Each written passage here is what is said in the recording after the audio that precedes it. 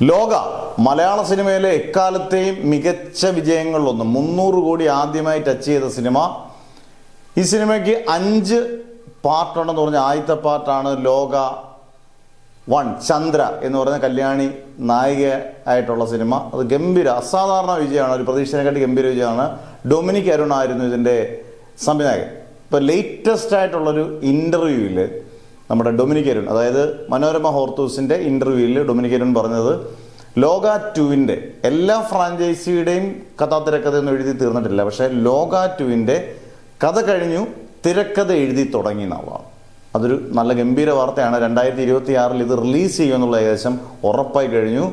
ഇതൊരു ഗംഭീര സാധനമാണ്. കാരണം ചാത്തനായിട്ട് വരുന്ന നമ്മുടെ ടോവിനാണ് അതിനകത്ത് ലീഡ് റോൾ, പിന്നെ ദുൽഖർ ഇതിനകത്ത് വരുന്നുണ്ട് നല്ലൊരു എക്സ്റ്റൻഡ് ക്യാമിയോ റോളിൽ, പിന്നെ മമ്മൂട്ടി മൂത്തോനായിട്ട് വരുന്നുണ്ട്. അന്നേരം ഒരു ഗംഭീര സിനിമ 2026 പ്രതീക്ഷിക്കാം. ലോക 2 എന്തായാലും റിലീസ് ചെയ്യുമെന്നുള്ളത് 2026 റിലീസ് ചെയ്യുമെന്നുള്ളതും ഉറപ്പായി കഴിഞ്ഞു.